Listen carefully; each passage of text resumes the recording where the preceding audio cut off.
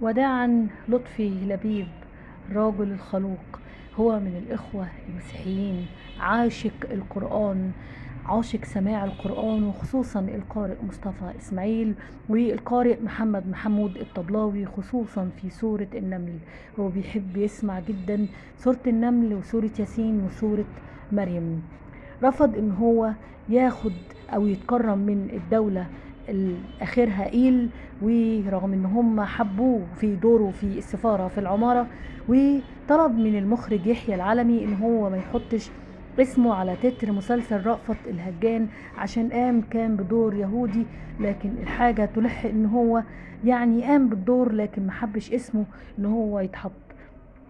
قعد جندي مقاتل حوالي 6 سنين في الجيش المصري في حرب أكتوبر 1973.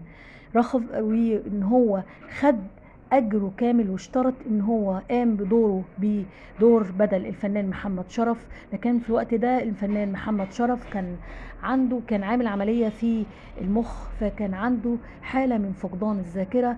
فقام وان هو عشان يقوم بالدور اشترط شرط واحد، ان هو قبل ما يدخل او موقع التصوير ان هو لازم ياخد اجره كامل قبل ما يعمل اي عمل او اي مشهد من الفيلم، فيلم عسل اسود، وما خدش فيه ولا مليم، واخد الاجر كله واداه للفنان محمد شرف، وما خدش ولا مليم من اجره في فيلم عسل اسود.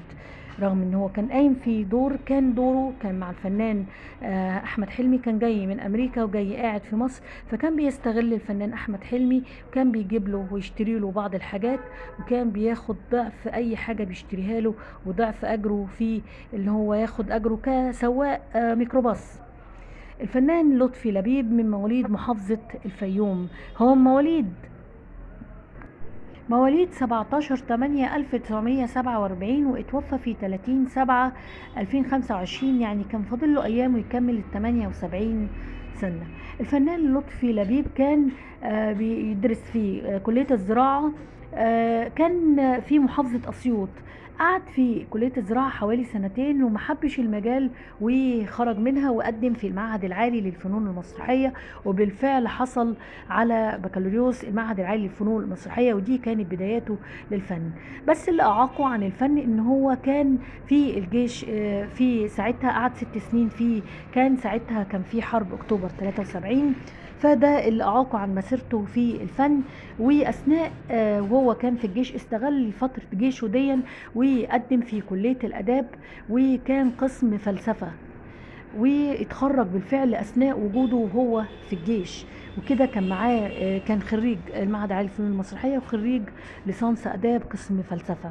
فناننا الفنان لطفي لبيب طبعا كان ليه اكتر من 400 عمل. كان من اهم اعماله عسل اسود، يانا يا خالتي، عندليب الدقي، امير البحار، وارابيسك، رأفت الهجان، ضمير قبل حكمة، والنوس، وكمان محطة مصر، وكتير كتير من الأعمال. كان بداياته كانت أدوار صغيرة، لكن من 2000 ل 2010 كان ليه أدواره السنوية المهمة اللي قدر إنه يثبت نفسه ويجعل ليه يعني واجهة طبعا في التلفزيون المصري وفي السينما المصرية، وقدر إن هو يسيب أثر وبصمة في قلوب وجمهور المصري. طبعا الفنان لطفي لبيب هو اتجوز من خارج الوسط الفني، وليه 3 بنات هم كريستينا وكارمن وكاتيا. وهو ده حكاية فنان من الأخوة المسيحيين عاشق القرآن وبيسمع له كويس قوي. أتمنى يكون الفيديو عجبكم. فضل ونسأل أمر الله كل ما جاش نورني في القناة، أتمنى يجي نورني، وأتمنى عيلتي تكبر أكتر وأكتر. ممكن المشاهدة كاملة، ممكن تفعلوا زر الجرس فضلا وليس أمرا. وطبعا اوعوا تنسوا تصلوا على الحبيب. اللهم صل وسلم وبارك على سيدنا محمد. استغفر الله العظيم واتوب اليك، والسلام عليكم ورحمه الله وبركاته، والف الف الف مليون شكر.